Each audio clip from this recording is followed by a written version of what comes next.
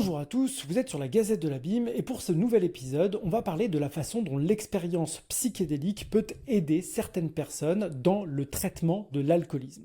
Et pour ce faire, j'ai le plaisir aujourd'hui d'accueillir Nadia pour son interview.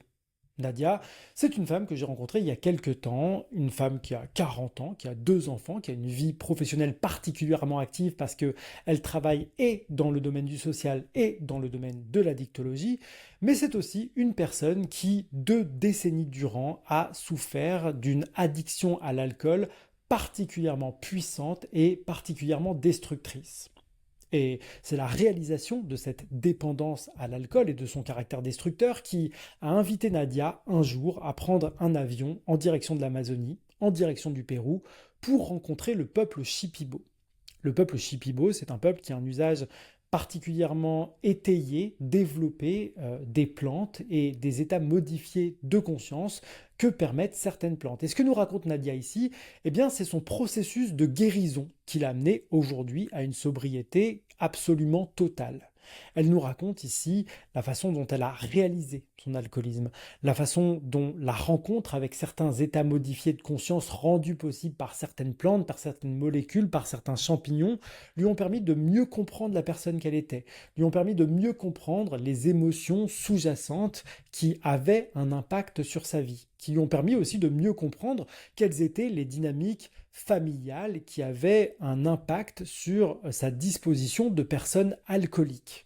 Et c'est un témoignage que je trouve particulièrement intéressant et particulièrement éloquent dans un pays comme la France, dans lequel on a une culture des spiritueux assez développée, une consommation d'alcool souvent très exagérée, et un rapport parfois à cet alcool qui peut se transformer en alcoolisme. Et ce que nous raconte Nadia, c'est une façon pas très orthodoxe, mais néanmoins efficace du traitement de l'alcool, au point qu'aujourd'hui, la science moderne et le monde médical moderne s'intéressent de nouveau aux plantes qui transforment l'état ordinaire de conscience, qu'on appelle les plantes psychédéliques, les plantes entéogènes, et qui peut-être ouvrent le champ des possibles sur de nouvelles façons de traiter ces addictions-là. Bien entendu, le propos de Nadia est un propos intrinsèquement subjectif, hein. Le but de cette vidéo n'est certainement pas de vous inviter à consommer quelque substance que ce soit, ni à contrevenir aux lois du pays dans lequel vous vous trouvez. Simplement, peut-être de mieux comprendre la façon dont ces substances, lorsqu'elles sont bien appréhendées, peuvent permettre un mieux-être chez certains individus qui pourraient en bénéficier. Et puis, je vous rappelle aussi, avant de passer à la suite des hostilités, que la Gazette de l'Abîme, c'est un média indépendant qui n'existe que grâce au financement de ses contributeurs, que nous avons une page Tipeee sur laquelle vous pouvez nous envoyer de la thune, hein, si vous avez envie de nous aider à produire un travail aussi soutenu, régulier et approfondi que possible. À toutes les personnes qui nous ont déjà soutenus et à celles qui le feront un jour, chers amis, on vous remercie de tout notre cœur et on vous témoigne notre gratitude la plus totale. Voilà. Et puis, sans transition, la Gazette de l'Abîme, Nadia, l'addiction, l'alcool, l'ayahuasca, les états de conscience modifiés, le chamanisme, tout de suite.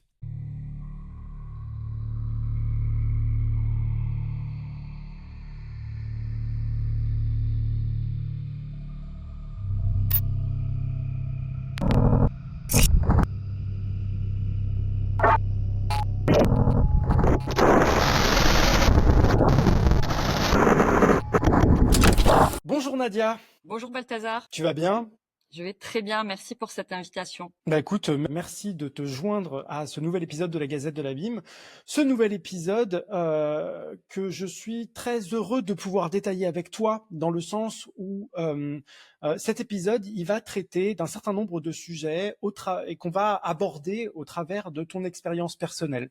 Ce qui m'a semblé particulièrement intéressant avec ton cas et ton chemin de vie, c'est ce processus que tu as engagé avec les plantes, avec les expériences psychédéliques, les voyages entéogènes, notamment, je crois même essentiellement pour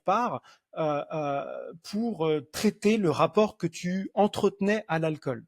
Un rapport qu'on peut qualifier d'addictif, me semble-t-il, un rapport qui s'étend sur près d'une vingtaine d'années, sur lequel on va revenir pas à pas, parce que tu m'as fourni un document très détaillé pour expliquer un petit peu les différentes étapes de ce qu'a été ton processus.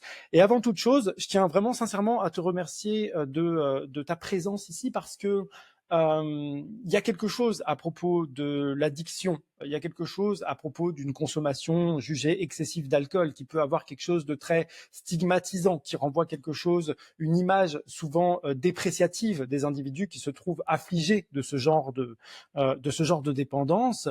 À mon sens, tu es l'exemple qui peut démontrer comment comme déjà ce rapport à l'alcool peut s'avérer très loin du cliché du poivreau sans travail ni quoi que ce soit, parce que tu es une femme très active, très engagée dans la vie, avec 2 enfants. On aura le temps de peut-être revenir un petit peu sur tous ces détails-là.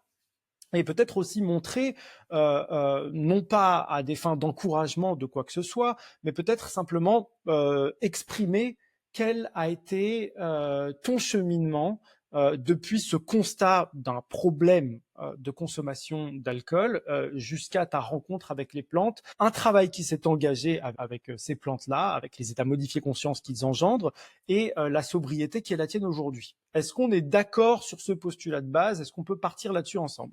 Ouais, on peut partir Ok, sur ça, Balthazar, avec plaisir. ok, d'accord. Alors, nous allons commencer en nous articulant sur les points fondamentaux que tu as évoqués. Donc, tu nous expliques qu'en mai 2023, tu constates un état de mal-être profond qui se traduit notamment par un usage de l'alcool qui génère en toi une honte suffisamment profonde pour ne même pas oser te tourner vers les circuits ordinaires de désintoxication, peut-être en quelque sorte. C'est ce constat-là qui t'amène à partir au Pérou pour engager peut-être un reset, un redémarrage de la personne que tu es, délestée de ce rapport-là. Ce qui nous amène ici à ta première expérience, ta première retraite au Pérou. Est-ce que tu peux rentrer dans ce détail-là? Donc oui, voilà, en effet, c'était l'année où j'allais avoir mes 40 ans. Bon, ça faisait quand même déjà une vingtaine d'années que j'avais une relation au début assez ambiguë pour finir sur une relation particulièrement toxique avec cette substance qui était l'alcool. Pour autant, je restais assez fonctionnelle dans ma vie de tous les jours. J'avais l'impression d'avoir un peu un double jeu. Je subissais cet usage. Et pour autant, j'étais parfaitement intégrée. J'avais mes jeunes enfants, mes amis, ma famille, un boulot passionnant. Voilà, donc j'arrivais tant bien que mal à tenir. Je sais même pas encore. Même aujourd'hui, je me demande comment j'ai fait pour gérer tout ça de front. Et arrive un jour où je sens que c'est plus possible et qu'il faut essayer quelque chose. Et comme tu le dis bien, impossible pour moi de m'adresser au circuit de soins classiques, ordinaires, psychologue, addictologue, parce que déjà, je suis issue du travail social, donc de par mes fonctions précédentes, j'ai eu affaire à des personnes travaillant dans ces services-là pour des personnes que j'accompagnais moi. Donc, je ne me voyais pas y aller de peur de croiser quelqu'un que je pouvais connaître. J'avais du mal à en parler parce que c'est très stigmatisé, hein, comme tu le dis, c'est beaucoup associé au vice, à la faiblesse. C'est immoral en fait de perdre le contrôle face à une substance. Et donc je me suis dit que faire. Et puis bon, j'ai toujours eu le Pérou en tête depuis une vingtaine d'années, mais jamais le courage ou l'opportunité d'y aller. Et c'est aussi par le biais de quelqu'un proche de ma famille qui avait fait l'expérience et qui m'avait conseillé un centre. Voilà. Donc ça m'a rassurée. Donc je prévois effectivement cette retraite. C'était pour mars 2023. Donc je la prévois 6 mois à l'avance. Donc on va dire que ça a commencé à processer voilà, fin 2022. Et je me suis dit, bon voilà, j'y vais pas pour arrêter de boire parce que c'était impossible pour moi, c'était pas une option envisageable, voilà. Mais je me suis dit, tiens, je vais aller faire cette expérience.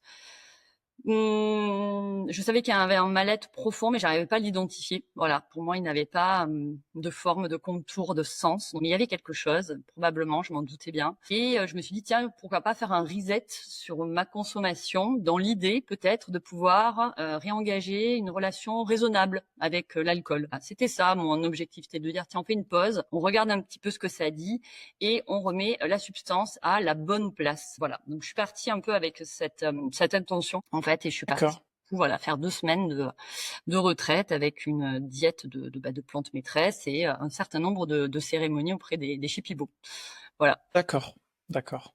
Donc, de ce que je comprends, il y avait bon, déjà la compréhension assez claire, non seulement que tu avais un problème d'addiction à l'alcool, mais tu sembles aussi déjà annoncer que tu avais conscience, comment dire, d'une sorte de moteur inconscient en toi qui était ce à quoi mal-être d'une disposition à laquelle tu essayais de répondre par la consommation d'alcool.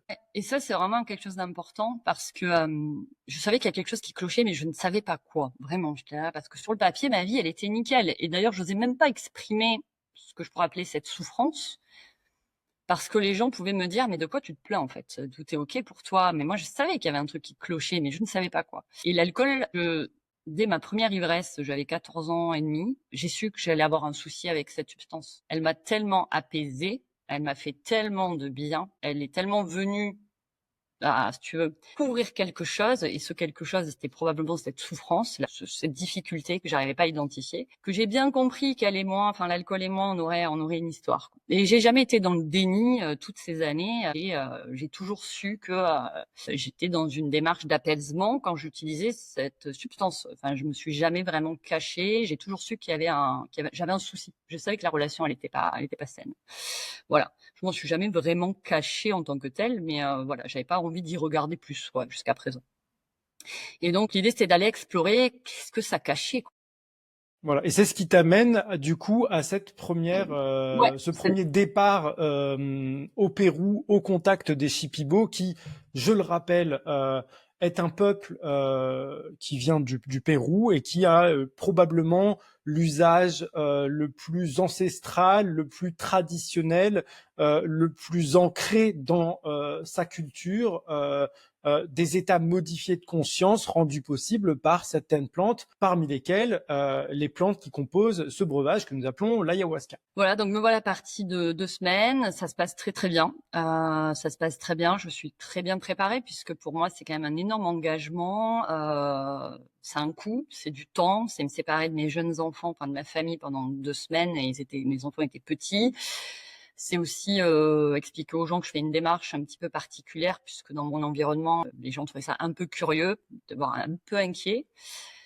Et donc pour moi, c'est un véritable investissement. Donc je me dis, tu fais les choses très bien, Nadia. Tu te fais ta pré-diète, ta post-diète à fond. Donc ça m'amène, si tu veux, pendant quasiment 3 mois, ne plus consommer d'alcool. Déjà, faire une diète alimentaire très stricte pour voilà potentialiser au maximum cette démarche. Je voulais que ça fonctionne à fond.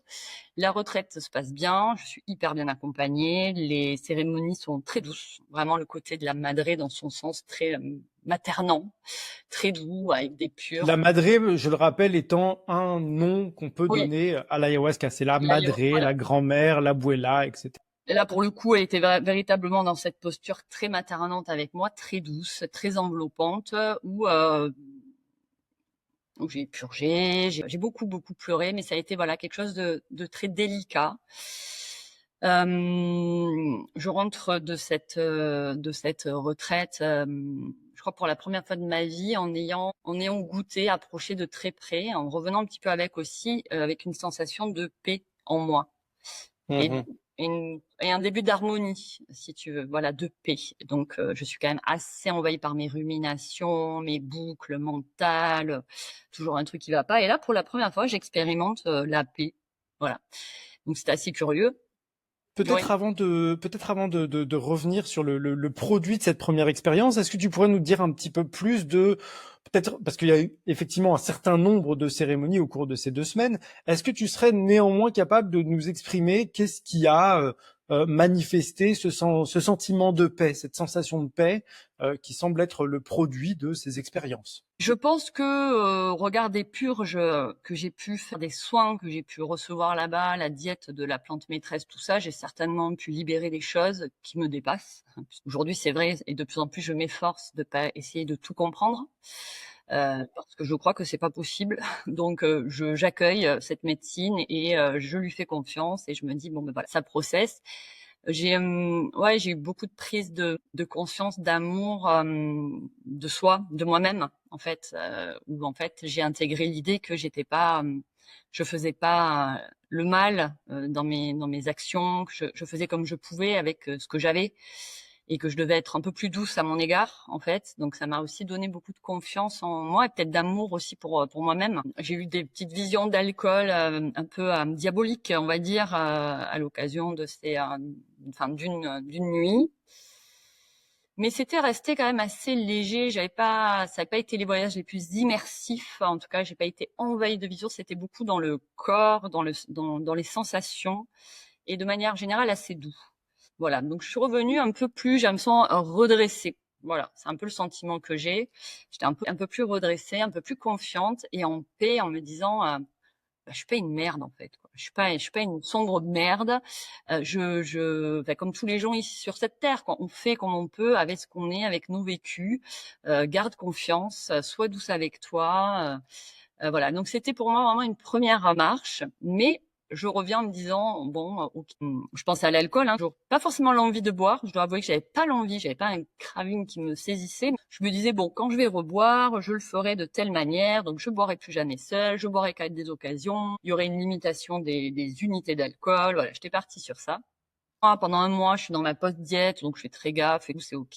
Puis vient ma première opportunité, quoi, de revoir, de reconsommer de l'alcool. Et voilà, donc je suis dans la maîtrise. Je pense être dans la maîtrise comme ça des choses. Je sais pas, je bois 3, 4 verres, j'étais hyper contente. Et voilà, je me dis ouais super, ça y est quoi, c'est réglé. Je vais peut-être, voilà, arrive une deuxième occasion, un deuxième apéro ou pareil, je limite les choses, mais je commence à me dire tiens c'est un peu douloureux, de limiter, tu vois, de me contrôler. J'étais dans un contrôle. Bon voilà, et puis arrive la troisième et la quatrième et là ça repart comme avant en fait, et même pire. Donc ça veut dire que un mois et demi après mon retour du Pérou, je rechute, si j'ose dire, sachant que j'avais pas décidé d'arrêter de boire, mais pour moi c'est quand même une rechute et une rechute assez violente parce que j'ai l'impression que l'addiction est montée en puissance. C'est plus massif, c'est plus fréquent, c'est plus trash, c'est plus sombre, c'est plus dur. C'est voilà, c'est plus dégueulasse quoi. J'ai trouvé cette période, ça a été un enfer pour moi. Donc j'ai chuté je sais pas, j'ai chuté dans un trou noir avec toute la culpabilité que tu peux imaginer, hein. C'est-à-dire, je suis qu'une merde, j'ai gâché tout le travail que ces médecines, enfin, je les déshonore. Je suis pas fiable. J'ai même eu, si tu veux, mon esprit qui me disait, bon, ben, c'est des conneries, en fait, tout ça, c'est du blabla, c'est du bullshit, c'est du charlatanisme. Enfin, tu vois, j'essayais de me trouver une raison. C'est-à-dire la pratique, ouais, arriver à ce moment-là, cette rechute-là se traduit par peut-être comment dire, ouais, une remise en Je question remettais de en doute la de pratique tout. Shipibo.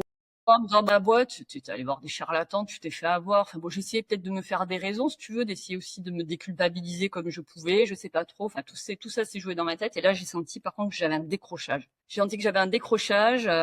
Sur les semaines s'enchaînaient, c'était de pire en pire. Et je me suis dit, mais putain, merde, j'étais mieux que ça avant de partir, quoi. Qu'est-ce qui se passe, quoi? J'ai compris bien après que, finalement, le processus était lancé et que tout ça, c'était dans mon intérêt. Mais sur le coup, je me suis fait très peur. Et, et arrive un jour, un matin, où voilà, ça faisait plusieurs semaines que j'étais repartie dans des consommations massives. Et un matin, certainement encore en buée de la veille, je me réveille avec une voix qui me descend dans la tête, comme une voix intérieure, ma voix intérieure, je sais pas, et qui me dit de manière très claire et très précise, Nadia, ça va très mal se terminer. Voilà. Et tu le sais. Et aujourd'hui, tu as deux options. La première, tu continues. Tu continues, ça va tenir des semaines, des mois, peut-être des années, mais l'issue sera fatale. Tu le sais, ça ne se termine jamais bien. Ça se termine jamais bien avec ces substances. Deux, tu choisis cette voie effrayante qu'est la sobriété, mais tu sais qu'il y a quelque chose de beau qui t'attend derrière, mais effectivement, c'est quelque chose qui te fait peur, qui t'effraie, mais tu as cette voie-là. Tu as une capacité aujourd'hui de choisir ta destinée, quoi. Et c'est là, en fait, qu'émerge le fait je me dis, mais en fait, je peux arrêter et en fait, je vais arrêter de boire. je peux plus continuer comme ça. Et là, si tu veux, l'intention commence un petit peu à germer comme ça. Et je me suis dit, bon, on était l'été, et je me suis dit, allez, 1er janvier, faut que je me sois débarrassée de cette substance, elle va me tuer, quoi. Elle va tout me prendre. Et au fur et à D'accord, mesure donc des semaines, voilà. si je peux Oui, me permettre simplement de oui, t'interrompre pour synthétiser ce qu'on a jusqu'ici. Donc, on a d'abord un état alcoolique perpétuel, ou en tout cas qui prend une oui. proportion telle qu'au bout de 20 années de cette consommation-là, tu décides de partir au contact des Shipibo vers vivre cette expérience. De ce que tu racontes, cette expérience, elle semble produire quelque chose de l'ordre de la déstigmatisation que tu semblais t'appliquer à toi-même, dans le sens où quand elle te parle d'amour, il faut que tu t'aimes toi, tu es une bonne personne, c'est qu'à toi que tu fais du mal et c'est pas aux autres. C'est presque comment dire un déconditionnement culturel qui semble s'opérer par rapport à la stigmatisation qu'on peut avoir de l'alcool, un sentiment d'amour intérieur qui te montre déjà une voie, mais dans le même temps, tu sembles décrire que il y a comme une espèce de bulle qui semble remonter, quelque chose qui fait que bah, tu retombes quand même dans l'alcool et tu te relances d'autant plus violemment. Et c'est ça qui engage enfin voilà, ce que tu t'apprêtes à raconter, je suppose, qui est ton deuxième départ, ta deuxième retraite. Ouais, voilà. Je pense que c'était un peu, ça a généré un chaos, en fait, cette première Mhm. retraite. De l'entropie, ça a fait du Ouais, désordre, ça fait remonter tout un bordel.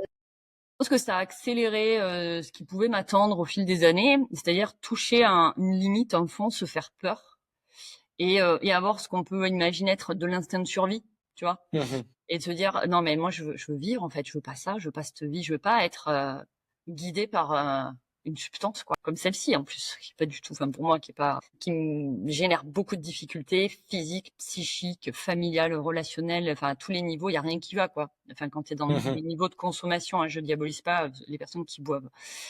Et donc voilà, donc je suis forcée de constater que si je veux vivre, il faut que je change, faut que je change d'habitude en fait. Et je pense que j'étais tellement mal et que je me suis dit mais moi je veux pas finir comme ça quoi, je veux pas ça, je peux pas vivre comme ça, je vais claquer en fait. Quoi. Et c'est comme ça que cette décision émerge. Mais c'était encore une intention, tu vois. Il m'a fallu quelques mois pour la transformer en une décision, voilà, un choix et le poser en tant que tel. Donc c'est ce que j'ai fait au fil des mois.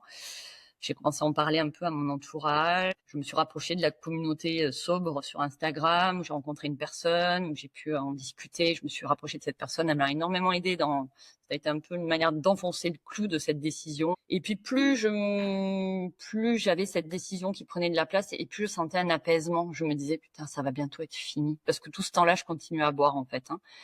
Et je me disais ça va avoir une fin. Cet enfer va prendre fin. Et je voyais la date arriver et je me disais j'avais peur mais il me tardait. J'avais envie. Peur de ne pas y arriver en fait. Je savais j'ai quand même assez de détermination souvent dans ma vie, dans mes choix. Quand je décide quelque chose, j'y vais. Je savais que j'allais arrêter de boire, mais je pensais que j'allais tellement souffrir. Je me suis dit, ça va être un enfer. Je vais devoir dealer avec mes émotions que d'habitude j'étouffe. Comment je vais faire dans le relationnel? Il y a de l'alcool partout. Enfin, je me suis dit, ça va être un véritable combat. Heureusement, ça n'a pas été aussi difficile que ça. Et donc, voilà, je devais m'arrêter le 1er janvier, le 27 décembre. Je trouve ça con d'arrêter le 1er janvier. J'ai dit non, le 27 décembre. Bon, allez, je m'évite un nouvel an, encore une cuite de l'espace. Bim, 27 janvier, dernier verre. Je dis au revoir à l'alcool. C'est presque un peu théâtralisé, cette dernière ivresse. Et voilà, et j'arrête à ce moment-là. Et puis, bien entendu, j'avais de nouveau réservé une retraite au Pérou en février. Et je m'étais dit, celle-ci, je l'aborde avec beaucoup plus de clarté et avec comme intention le fait de consolider cette décision, de l'ancrer et d'aller voir aussi à nouveau qu'est-ce que ça cache, qu'est-ce que ça dit quoi en fait, parce qu'à nouveau c'est l'arbre qui cache la forêt, on le sait. Et donc voilà, du coup je repars au Pérou pour 2 semaines de nouveau, mais sobre depuis un mois et demi, donc bien préparé à ce qui pouvait m'attendre, et puis de nouveau une très belle retraite, très douce aussi. Avec les mêmes guérisseurs, donc c'était chouette hein, de pouvoir retrouver des espaces qu'on connaît, tout ça. Déjà, voilà, on y va de manière un peu plus avec un peu plus de repères. Et puis, je diète la même plante que la première fois aussi. Laquelle? C'est le pignon de Blanco, voilà, une plante assez lumineuse, assez facile à diéter entre guillemets, puis qui nettoie quand même beaucoup aussi les organes, tout ça. Donc il y avait quand même aussi, ils avaient pris en compte toutes ces années d'addiction. Ça se passe très bien, c'est très doux. J'ai une dernière cérémonie assez forte où je vois une petite fille, je m'approche et puis c'est une petite fille qui semble être moi en fait et qui pleure, qui est triste. Et je la prends dans mes bras et je lui promets de veiller sur elle. Je m'engage. Je m'engage à veiller sur elle, à comprendre qu'est-ce qui peut la rendre triste et à être là pour toujours et à plus ne plus la fuir, voilà, en quelque sorte. Au-delà de ça, bon, beaucoup de cérémonies, beaucoup de purges, beaucoup de cérémonies aussi, beaucoup d'amour encore, hein, vraiment, c'était très, très, très doux, très dans le corps encore, avec des purges assez profondes. Et je repars, voilà, ça c'est ma dernière cérémonie. J'ai des recommandations des guérisseurs qui me conseillent de poursuivre ma diète de plantes à la maison. J'hésite un peu au début parce que c'est pas facile de manœuvrer une diète et puis le social quoi. Donc mais je suis déterminée, j'ai envie d'aller au bout des choses et donc je suis leurs conseils et je m'engage. Donc pendant 1 an et demi, je poursuis ma diète ici et avec toutes les difficultés que ça peut supposer, les interactions, pas pouvoir toucher, approcher les gens, esquiver le maximum les autres, essayer d'être un peu isolée, tout ça. Donc pas facile, mais je vais jusqu'au bout et puis bon, ils ferment ma diète à distance. Et ça se passe bien. Ça se passe bien, je me sens de mieux en mieux, j'ai vraiment tous les bénéfices de la sobriété, toute la Peut-être clarté qu'on pourrait revient. simplement prendre un tout petit moment simplement pour parler de ce qu'est une diète. Voilà, dans la tradition Shipibo, je le rappelle pour ceux qui découvriraient peut-être ces pratiques avec cette vidéo, il y a des plantes qui ouvrent la conscience, comme par exemple les 2 plantes qui constituent l'ayahuasca. Cette plante, c'est cette potion psychoactive qui permet à un individu de franchir les limitations ordinaires de sa conscience. Et puis généralement, c'est quelque chose qui permet également d'assouplir le rapport mental, intellectuel aux choses, et qui, par cette entremise-là, permet de se connecter à d'autres plantes qui ont d'autres fonctions. Les Shipibo parlent même d'esprit des plantes, d'un certain caractère qui peut avoir un caractère enseignant lorsqu'on entretient une relation avec ces plantes-là par leur consommation régulière, etc. Est-ce que tu veux peut-être dire un mot là-dessus par rapport à cette diète-là, ou est-ce que tu as du tout à dire? Pour moi, c'est toujours un peu difficile tellement c'est dans enfin, j'ai pas forcément toujours les mots pour exprimer tout ça, mais effectivement, à l'issue de souvent la première cérémonie, quand on arrive, les guérisseurs font une forme de diagnostic à chacun à l'occasion de la première cérémonie où on prend de l'ayahuasca, qui permet d'identifier un peu quelle plante ils vont nous administrer, en tout cas avec laquelle on va faire alliance le temps de la retraite. Pour eux, le travail avec cette plante est tout aussi important que le travail fait par le biais de l'ayahuasca. C'est voilà, c'est complémentaire. Et effectivement, c'est les plantes avec lesquelles on est censé créer une alliance particulière pour aussi aller regarder ce qu'on vient travailler, traiter, guérir, comprendre, et qui peuvent nous donner une certaine force aussi, une forme de guidance. Voilà, moi je sais que cette plante, je l'ai eu ressentie véritablement à l'occasion de 2 cérémonies. J'ai vraiment senti sa présence, je l'ai vue, donc voilà, c'est un petit peu ça et c'est pour ça que je me suis dit, vu le gros clin d'œil que j'avais reçu de cette plante, c'était l'avant-dernière cérémonie, ça m'a convaincue de continuer, de poursuivre la diète à la maison. Je me suis dit bon, je vais aller jusqu'au bout du truc, je vais honorer aussi les recommandations, les conseils, on y va. Enfin, je vais dire, je vais pas faire ça tous les jours. Enfin, j'aime bien voilà m'engager pleinement, donc c'est pour ça que je suis revenue en France avec mon petit sachet de plantes et j'en prenais voilà régulièrement sur les recommandations. Parce que c'est très contraignant. Il faut aussi savoir, une diète, c'est très contraignant. Généralement, ça nécessite un isolement du reste de la population. On ne consomme que cette plante et des aliments qui ont strictement une valeur nutritive, mais qui généralement n'ont aucune saveur, aucun goût, de façon à, s'isoler dans le rapport qu'on va entretenir avec cette plante. Et toi, tu as continué ce travail-là au boulot, de Ça va retour que au boulot, en famille, etc. C'est vrai que j'étais beaucoup en télétravail, mais effectivement, je dormais séparée. J'avais le droit, entre guillemets, de toucher mes enfants, parce que ça aurait pas été possible. Sinon, Mhm. ils m'ont dit sur les enfants, il n'y a pas de souci. Après, c'est vrai que je ne pouvais avoir aucun contact avec personne, et j'essayais de m'isoler, de faire attention à ce que je lisais, ce que j'écoutais, ce que je regardais à la télé, enfin tout ça, quoi. Donc c'est pas forcément l'idéal pour faire une diète, hein. L'idéal, c'est quand même être isolé dans la jungle. Mais je faisais confiance je fais confiance à ces guérisseurs. Je me dis, s'ils me le préconisent et ils connaissent mes conditions de vie, c'est que ça peut aussi valoir le coup de tenter une diète sociale. Et D'accord. je regrette pas de l'avoir fait, parce que je pense qu'aussi ça y est pour beaucoup, que dans ce qui se passe et tout ce qui s'est passé jusqu'à présent. Et c'est vrai que pour moi, ça a été une belle période. On clôture cette diète-là. Donc du coup, c'est une plante que j'ai pu diéter pendant 2 mois à peu près.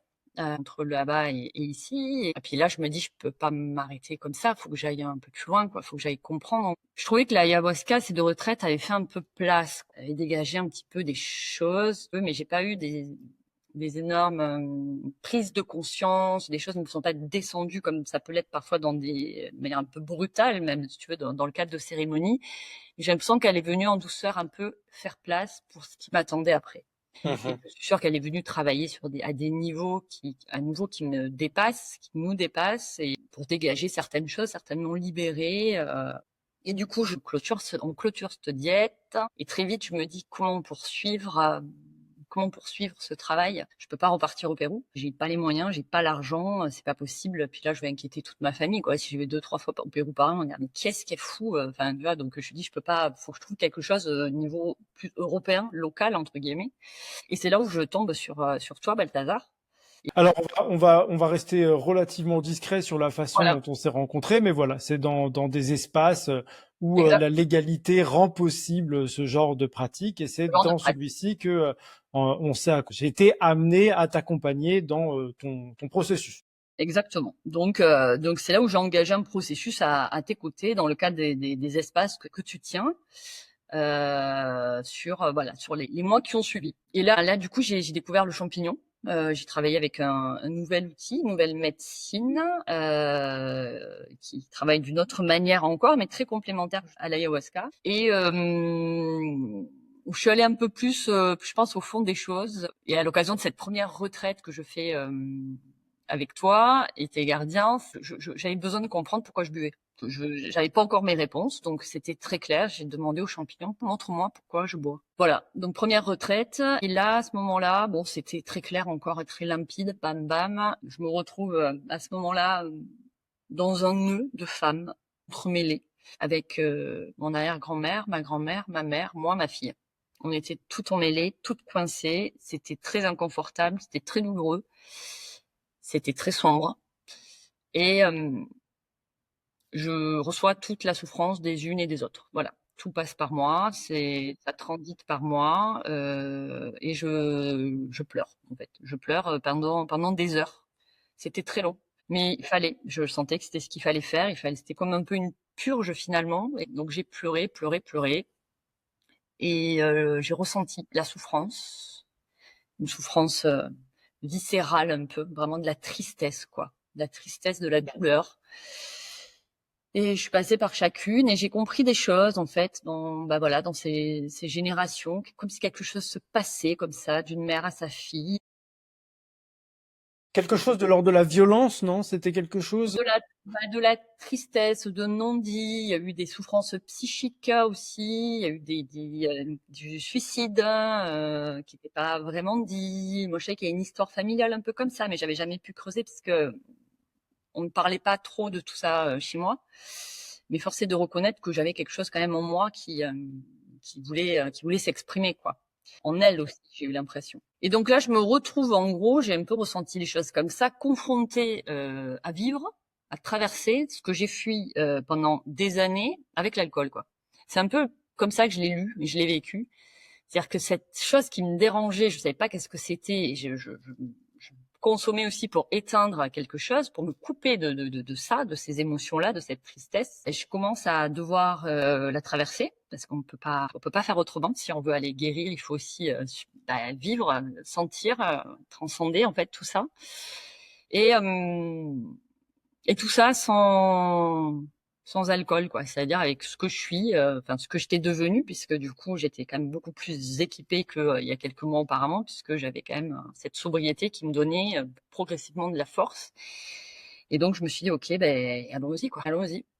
Je suis là pour Et donc ça. c'était quoi? C'était quelque chose de enfin, c'est ce qu'on appelle transpersonnel en fait. C'est comme si tu étais le dernier réceptionnaire de quelque chose qui s'était transmis, en tout cas dans ton expérience, dans ton voyage psychédélique, qui t'a été donné à voir, c'est cet entrelacement de femmes, comme si en fait on se transmettait une espèce de souffrance qui s'était Ouais. traduite chez l'une par une violence auto-infligée, chez l'autre par le suicide, et chez toi par une consommation excessive d'alcool. C'était comme Est-ce que une douleur qui se passait comme ça parce qu'elle ne pouvait pas s'exprimer. Parce que aussi des générations où c'était difficile d'exprimer les choses, surtout si ça relève un peu de la souffrance psychique, tout ça à l'époque, et que probablement que moi j'étais davantage équipée pour le faire, équipée pour le voir, équipée pour le porter aussi et le guérir. Et après j'avais aussi, je suis maman quoi, donc j'avais aussi cette conscience de non, moi maintenant que je sais tout ça là, je peux pas laisser faire les choses quoi. Faut que j'agisse quoi. J'ai une fille. Je veux pas qu'elle porte ça maintenant. J'ai un niveau de conscience aujourd'hui qui me demande d'agir en fait. Je peux pas. Et donc je me suis sentie aussi investie entre guillemets d'une mission et de dire bon, j'en sais trop aujourd'hui pour ne faire que ça. Il faut que j'aille au bout de ce processus. Il faut que j'aille apaiser véritablement tout ce monde là-haut et tous les gens qui vont suivre, et moi y compris. Et c'est là où ça a vraiment dépassé ma petite personne, quoi. J'ai senti que je faisais quelque chose qui dépassait mon petit périmètre et mon petit bien-être, et que j'ai continué du coup aussi à m'engager. Parce que là, cette cérémonie, le champignon m'a dit, c'est là qu'il faut regarder. Voilà. Il traverse ça. J'ai traversé. Ok, mais si tu veux, donc ça a à voir avec l'ancestralité, quoi. ça a à voir avec la lignée là pour le coup de femmes. Plus tard après, il y a eu celle de mon père, mais en tout cas là c'était vraiment la lignée féminine.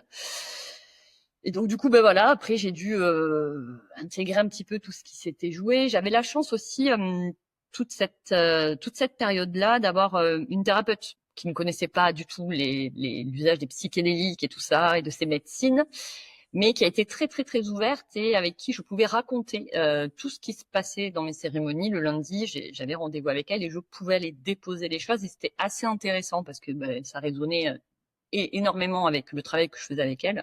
Donc j'avais aussi vraiment un moyen d'intégrer ces expériences. Je me sentais vraiment hyper bien entourée parce que ça, comme tu le sais, ça chahute quand même pas mal, hein, tu t'es brassé. Et donc j'avais quand même des espaces assez safe comme ça pour aller regarder les choses, alors que ce soit dans les cercles d'intégration qu'il y avait à tes côtés, et après j'avais aussi l'espace thérapeutique. Donc voilà, je me sentais assez sécurisée. Je pense que c'est ce qui me permettait aussi d'aller toujours un peu plus loin aussi dans ce processus. C'est-à-dire qu'en gros, en fait, tu avais une espèce de réception de ton expérience qui s'architecturait entre, voilà, enfin, on va employer un mot très très schématisant, mais peut-être, les états non ordinaires de conscience qui ont plutôt à une approche chamanique de ce que peut être le soin à la personne, et dans le même temps un regard très moderne, très occidental, une thérapie très classique. Exactement. Et c'est entre ces deux dynamiques-là que s'est articulée ta thérapie, en quelque sorte. Ouais, parce que j'avais un pied dans chaque, en fait, puisque je rejette ni l'un ni l'autre. En fait, ces deux aspects sont pour moi essentiels. C'est un peu les deux pattes sur lesquelles je marche dans ces espaces. Et je trouvais intéressant de pouvoir avoir des espaces pour déposer tout ça et d'arriver à concilier ça, tu vois. Et je me sentais en sécurité beaucoup, et en sécurité pour continuer aussi l'exploration. C'était très rassurant, et puis très rassurant aussi, je vais être parfaitement honnête, de voir ma thérapeute m'encourager. Alors, m'encourageait pas à y aller, hein, mais en tout cas, elle constatait qu'il y avait des choses qui bougeaient de manière assez rapide dans le cadre de la thérapie. Et surtout quand je vais revenir du voyage du voyage dont je vais te parler après, qui a été pour moi le voyage, le shift en fait, hein. Il y a eu j'ai l'impression d'avoir mué, lâché quelque chose pour retrouver autre chose, toujours avec le champignon, où vraiment elle a pu me dire qu'effectivement, elle m'avait dit je sais pas si vous êtes consciente, mais vous avez quand même gagné quelques années de thérapie là. Et du coup, ça m'avait fait profondément plaisir, t'imagines bien, parce que quand tu fais ces expériences, tu sais que ça te fait du bien, tu sais que tu dénoues, mais tu peux pas l'exprimer comme au point où ça se passe vraiment pour toi, parce que on le sait, c'est ineffable, c'est des choses qui dépassent bien l'entendement. Mais quand ta thérapeute qui te connaît bien te dit ça, ben, tu sais que tu sais que t'es sur ton chemin et que c'est ok et que tu fais pas n'importe quoi. Parce que c'est vrai que dans la tête des gens, ils m'entendaient, je partais tous les 2 mois faire une retraite, des raccourcis qui peuvent se faire aussi, et à juste titre, on en parlera après. Tu laisses la bouteille, tu trouves un autre outil pour bon, ça peut questionner. Mais j'avais la thérapeute quand même qui avait un regard objectif, bienveillant, pro, qui me disait c'est ok, voilà, il y a pas de, elle trouvait ça conforme, elle trouvait que les résultats étaient là assez concrètement. Donc voilà, donc du coup je poursuis toujours ces expériences, parce que finalement les infos c'est pas au compte-gouttes, mais c'était vraiment des étapes, et il fallait que je monte une marche, une deuxième, ça faisait bouger des petites lignes dans mon quotidien. Et là, un autre voyage où cette fois-ci je questionne en fait le champignon sur comment je peux poursuivre ce travail en confiance, en lumière. Comment je peux aller un peu plus loin? Maintenant, oui, je sais qu'il y a un souci là, dans la lignée, il y a eu des difficultés, mais je fais quoi concrètement? Ces personnes ne sont plus sur cette terre. Enfin, qu'est-ce que je fais maintenant que je le sais? Et là, du coup, ce voyage a été assez impressionnant puisque ça a été un soin. Ça a été en soin, ça a été très physique, c'était très, très incarné. J'ai eu une armée de champignons qui m'est arrivée dessus. Tu sais, des petits chapeaux comme ça, mais assez déterminés, les gars, quand même. J'étais OK. Et là, j'étais au bloc opératoire, donc, et je me suis j'ai subi une intervention chirurgicale qui a duré longtemps. Et Faite par les petits champignons. faite par les petits champignons qui chacun savait exactement ce qu'il avait à faire, et ils me guidaient. Et il ne cessait de me répéter, lâche, lâche, lâche Nadia, c'est bon, on y va. Et là, bam, ça pétait, ça lâchait un truc. Allez, on continue, il y a encore un peu de boulot, t'inquiète pas, c'était hyper douloureux, c'était un enfer. Il fallait que j'arrive à lâcher quelque chose, et comme on le dit souvent, quand tu lâches, ça fait mal sur le coup. Mais après, j'avais une sensation de grâce, et ça a été voilà des étapes, des étapes, des étapes comme ça. Ça dénouait, ça libérait, ça lâchait, ça explosait en fait dans mes viscères et tout. C'était assez étonnant, mais j'ai fait confiance. J'ai dit ok, il sait ce qu'il fait, ils savent ce qu'ils font, je me laisse faire. Voilà, j'ai renavigué encore dans ma lignée. Je sentais que j'allais visiter différentes générations. J'étais ma fille à un moment donné. Je savais pas trop qui j'étais. J'étais merde, mais je suis qui? Je suis Nadia, je suis ma fille. Enfin bon, voilà, je naviguais au sein de toutes ces femmes là. Et puis quand j'ai refait surface, déjà, je me suis dit, putain, il s'est passé vraiment quelque chose là. J'étais un peu sonnée, donc j'ai pas trop su quoi. Et les jours qui ont suivi, quand même, j'ai senti que il s'était passé quelque chose de fort, de troublant. J'avais déposé quelque chose, quoi. Un costume que j'avais lâché, quoi, qui m'était trop petit, ou que j'avais dit bon, allez. Je m'étais libérée de choses grâce à ce voyage. Et là, c'est vrai que j'ai le sentiment de bien-être, de joie, confiance grandit de plus en plus, m'habite de plus en plus et en permanence, quoi. J'avais limite un peu peur, même. Je disais, comment c'est possible là? Je peux pas passer d'un truc horrible à ça, comme ça. Il y a un truc, quoi. Il y a une embrouille. J'étais étonnée par le bonheur que je ressentais, en fait. Sans raison. En permanence. J'étais bien. Tous les jours, je me levais, j'étais heureuse, j'étais joyeuse. Bon. Jusqu'au jour où Il y a quand même quelque chose d'assez linéaire dans ce que tu exprimes. Si moi je retrace un petit peu les étapes, hein, c'est constat d'une dépendance à une substance toxique, un premier pas vers l'amour de soi, la désidentification au stigmate de l'alcoolique, entre guillemets, ensuite une première tentative, une rechute, une deuxième tentative, une meilleure compréhension de ce dans quoi tu peux t'engager, un état de sobriété, et à partir du moment où la sobriété se fait, c'est comme ok, donc la voie est libre, on peut commencer à opérer, on va dire les petits champignons dont tu parles peuvent commencer à faire leur boulot pour réparer l'infirmité qui était la tienne en quelque sorte. Donc c'est marrant parce que s'il y a quelque chose d'extrêmement surprenant et puis en même temps d'assez logique, c'est évident. À partir du moment où on décide d'accepter le caractère thérapeutique de substances comme celle-ci, qu'en fait elles continuent leur travail jusqu'à être accommodées. Effectivement, quand la jambe cassée est réparée, on a, je pense, un élan d'enthousiasme de retrouver la capacité à marcher, par exemple. J'ai eu la capacité à ressentir, quoi, à me reconnecter. La sobriété, ça t'offre, tu te rends compte en fait, hein, tu sais pas qui tu es tant que tu te butes à l'alcool un jour sur deux, un jour sur trois, t'étouffes une partie de toi, t'es quand même un peu dans le cosmos, t'es quand même pas dans ton état ordinaire non plus de conscience. Tu souffres beaucoup, tu gères les postes conso avec toute l'anxiété, tout ça. Donc finalement, quand tout ça s'arrête, tu fais waouh. Ah, c'est calme la vie, c'est chouette, et puis tu renoues, et puis j'ai vraiment eu l'impression de me saluer. Bonjour, t'es qui? Ah, t'es Nadia. Bah salut, enchantée. Bien, viens t'asseoir, on va discuter, quoi, on va faire connaissance un petit peu. Et c'est ça qui se passait, et puis en faisant connaissance, je commençais à m'apprécier aussi. J'ai dit, ah ben tiens, ouais, des trucs sympas chez toi et tout. Et donc j'ai fait alliance un peu avec moi-même, tu vois. Je me suis reconstituée, je me suis rencontrée. Et les champignons libéraient les choses au fur et à mesure. Et donc voilà. Et ce qui a émergé effectivement, c'est souvent c'est l'authenticité, la souveraineté, l'alignement. Et j'ai remarqué qu'au fil des mois, je me sentais hyper bien. Vraiment, j'étais heureuse tous les jours. J'aimais la vie. Je remerciais la vie d'être là, d'être. Bon, je me dis mais jusqu'à quand ça va durer ce truc? Et puis finalement, c'était mon quotidien. Voilà. C'était mon état. Ça a duré des mois comme ça. Et puis arrive quand même aussi à un moment donné, le champignon il continue de bosser, et puis il continue de t'enseigner. Et je trouve que c'est de plus en plus dur quand tu commences à travailler avec ces outils de là où tu n'es pas aligné, c'est de plus en plus, ça crée beaucoup de souffrance en fait. Voilà. Mmh. Une démarche tu fais de la clarté, tu te respectes, tu connais de plus en plus tes besoins, tes limites, tes valeurs. Et je trouvais que dès que je Il y a faisais une des forme de choses, sévérité qui ouais, s'installe. ouais. Et disons Que que, j'ai pu observer moi aussi. ouais, Il y a des premières expériences qui sont souvent un moment d'émerveillement, d'extase, etc.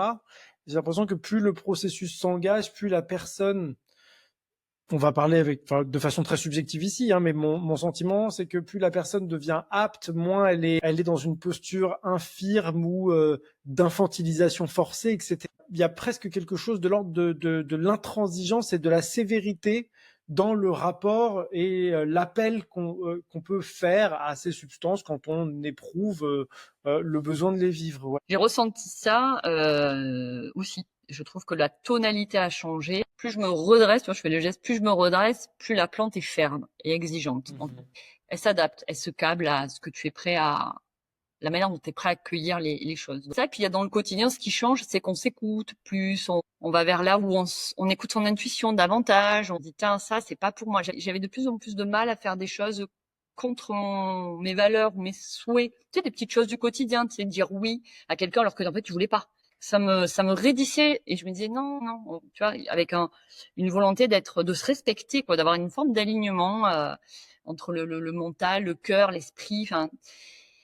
Et tout ça, cette espèce d'alignement, d'honnêteté vis-à-vis de moi-même, tout ça va m'amener aussi à prendre une grande décision assez bouleversante, qui regardait mon couple à l'époque et je prends la décision de me séparer du papa de mes enfants. Donc ça a vraiment fait partie aussi des choses parce que j'étais plus heureuse. Je pense que je le rendais plus heureux et je pensais aussi qu'il y avait probablement que mes enfants pouvaient en pâtir, même si globalement c'était une relation qui se passait globalement bien, mais derrière il y avait je me sentais pas alignée à nouveau. Et donc voilà, je prends cette décision très très bouleversante qui me génère beaucoup de tristesse et une énorme culpabilité en moi.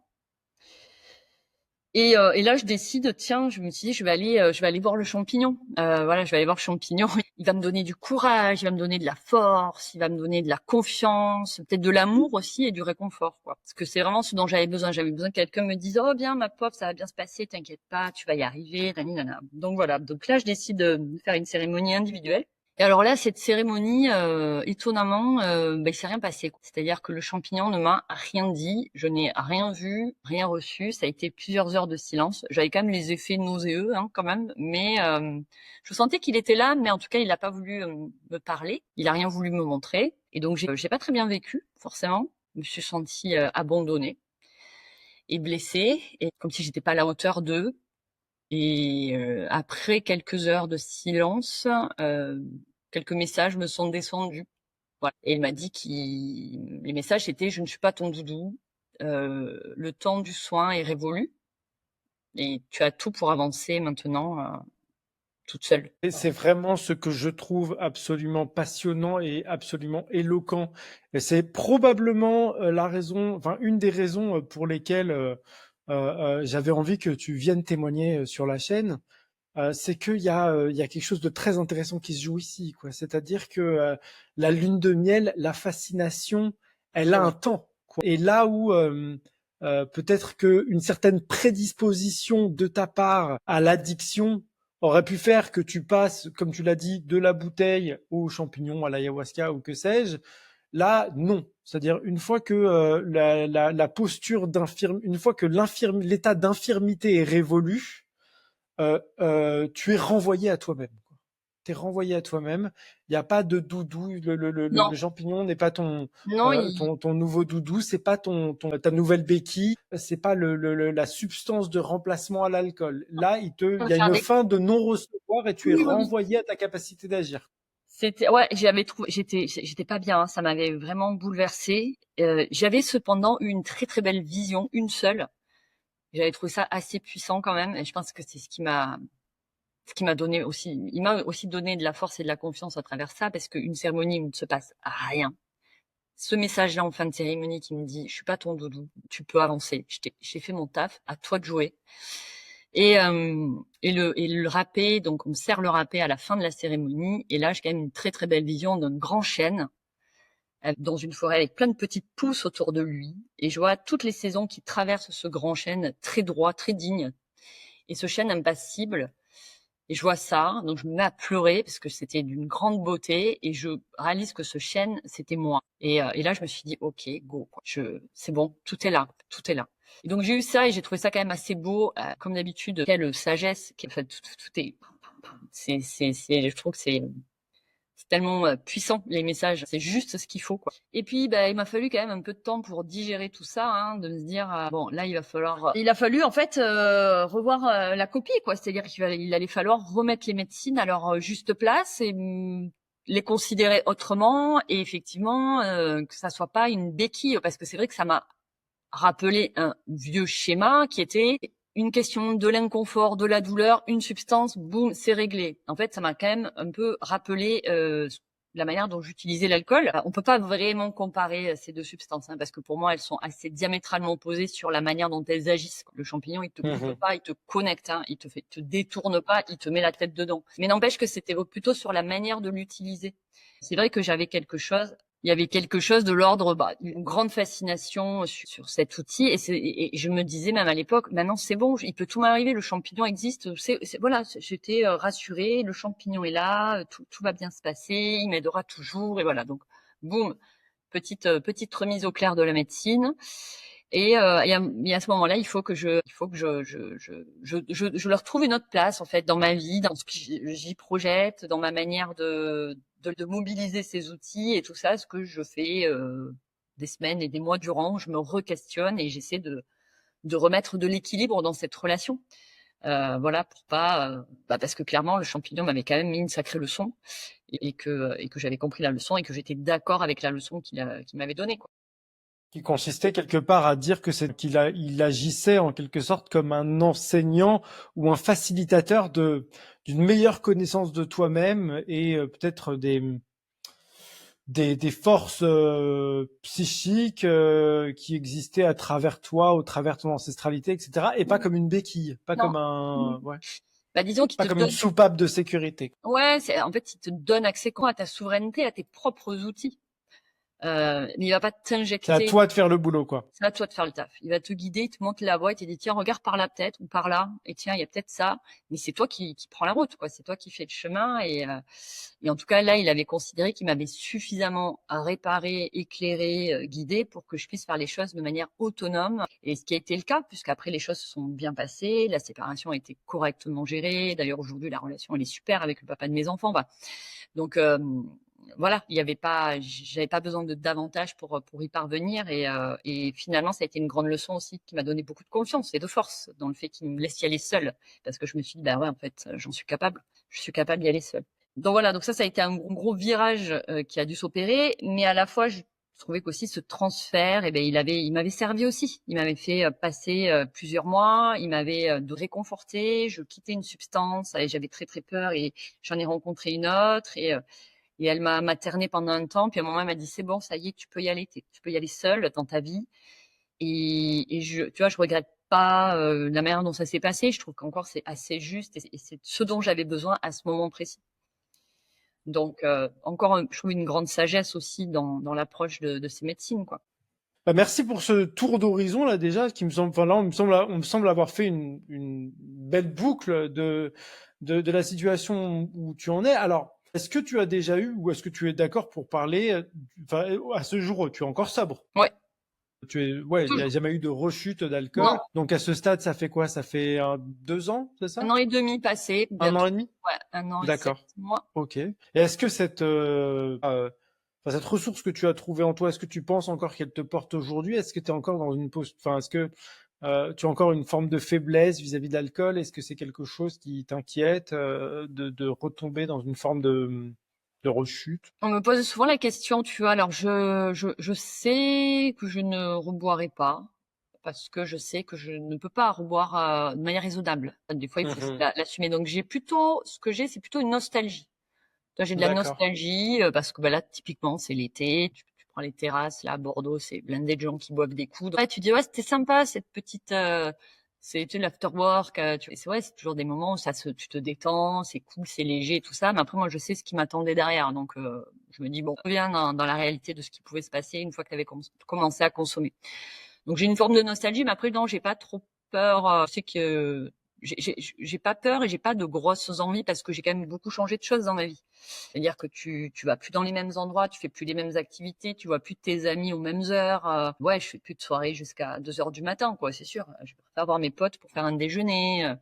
Dans ma famille, maintenant, tout le monde sait que je consomme pas, donc il y a toujours des bières sans alcool pour moi, tout ça. Enfin, tout est baqué pour que les choses se passent bien. Et puis voilà, je regarde aussi cette substance maintenant je sais que elle et moi, on a un lien particulier et que si je la réutilise, ça reviendra aussitôt, je le sais.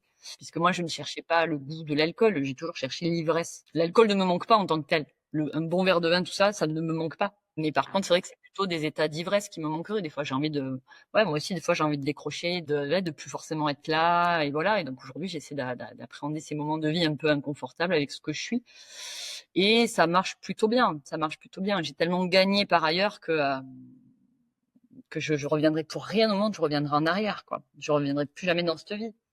Et puis Ok. peut-être aussi, tu vois, il y a des engagements comme le DU en addictologie. C'est vrai que je m'engage dans ce genre de choses pour peut-être d'une certaine manière aussi pour consolider mon chemin et puis pour aussi peut-être servir d'autres personnes qui sont en difficulté avec cette substance pour pouvoir aussi apporter un peu mon expérience, mon savoir expérientiel, on va dire, face à l'alcool, tu vois. Donc voilà, il y a ces engagements aussi qui me permettent de garder aussi la route, quoi, en fait, de garder le cap.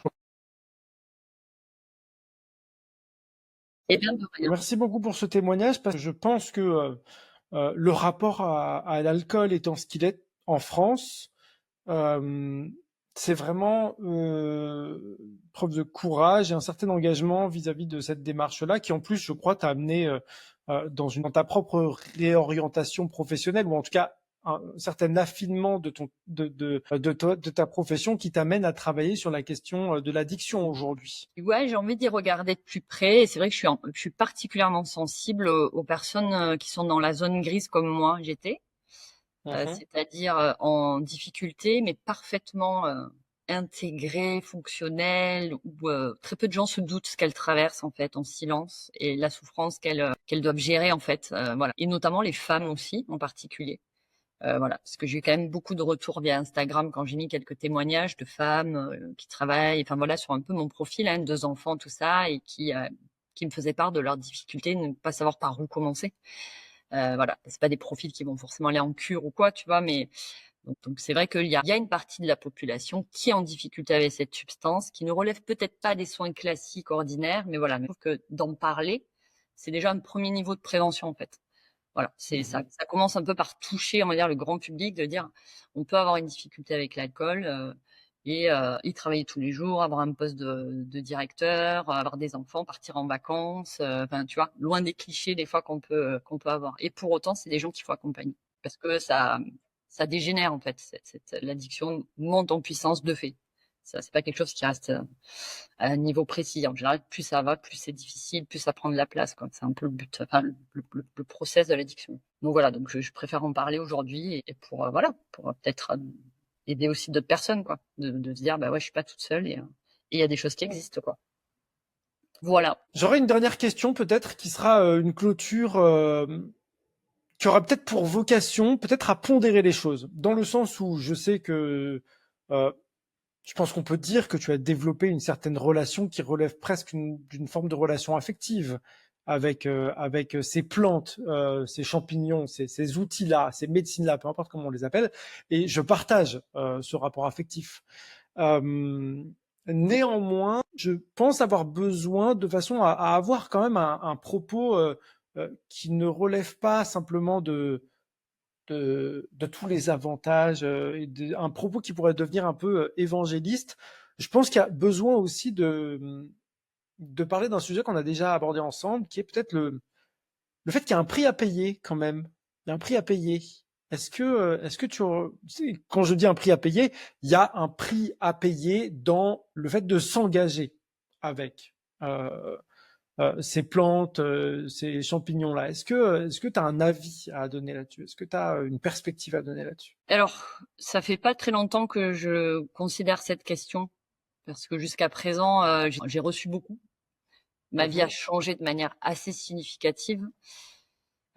C'était facile entre guillemets et très concret. Je débloquais, bam, je gagnais entre guillemets des choses nouvelles, intéressantes et tout ça. Effectivement, depuis qu'il y a un engagement un peu différent dans la manière dont je fais mes expériences aujourd'hui, qui est peut-être un peu plus de l'apprentissage, on va dire.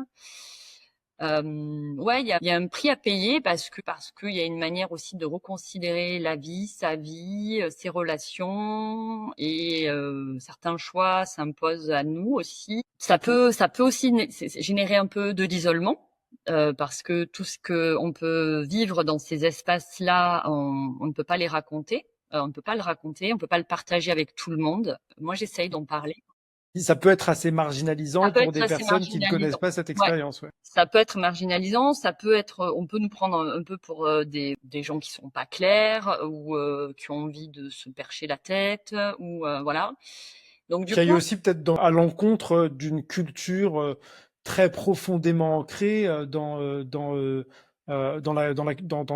l'imaginaire collectif français. C'est-à-dire d'un côté, il y a aussi il y a d'une part déjà la consommation d'alcool qui est voilà, intrinsèquement liée à la question du terroir, au savoir-faire français, etc.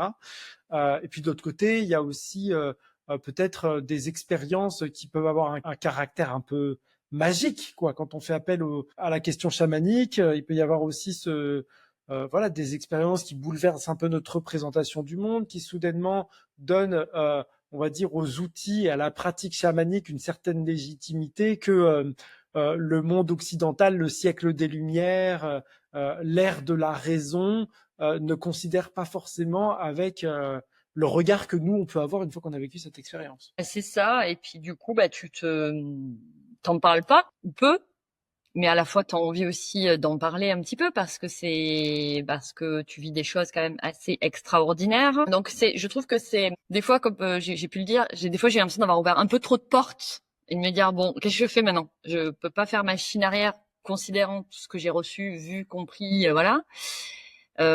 Si je continue, je sais que je vais m'isoler peut-être de certaines personnes, ou en tout cas, je ne pourrais pas être parfaitement transparente sur ce que je fais de certains de mes week-ends à l'occasion de certains voyages. Donc, je trouve qu'il y a on laisse aussi des choses, ça nécessite des arbitrages dans son quotidien, des arbitrages aussi dans sa manière de vivre, de s'alimenter. Enfin voilà, hein, on reconsidère un tas de choses dans ses relations, dans sa manière de vivre. Voilà. Et je trouve que c'est pas forcément toujours facile en fait. Voilà. Parce que des fois, j'ai pu aussi un peu le subir. Je savais pas que ça allait pouvoir être autant retentissant parce que je suis pas allée pour plus que ça et pour autant, ben, je m'engage sur une voie là, parfois peut-être qui peut me dépasser parfois à un certain moment. Mais tout n'est pas gratos, au fait. Voilà. C'est pas juste appuyer sur un bouton, boum, ça tombe. Non, il y a aussi beaucoup de paramétrage interne à faire. Voilà. Des fois, ça peut être un peu confrontant et parfois même un petit peu douloureux. Voilà. Mais ouais, c'est pas gratuit. Que dire, je te remercie infiniment pour ce témoignage. Encore une fois, j'ai l'envie de saluer ton courage, de venir parler en étant une femme active, en étant une mère de famille, en étant des responsabilités professionnelles, etc. De parler de choses qui sont souvent assez loin quand même de nos habitudes culturelles, d'une part en matière de thérapie, et puis aussi du rapport que tu as longtemps entretenu avec l'alcool, dans tout ce qui peut avoir de vulnérabilisant, parfois de stigmatisant. C'est vraiment un acte de courage que je salue et pour lequel je te remercie. Merci à toi, merci de m'avoir proposé voilà, de partager cette expérience en espérant qu'elle puisse résonner parfois chez certains et rassurer aussi sur la capacité à dépasser l'addiction. Donc, merci beaucoup, Balthazar. Avec grand plaisir, Nadia, je te remercie. Avec plaisir. À bientôt. À bientôt.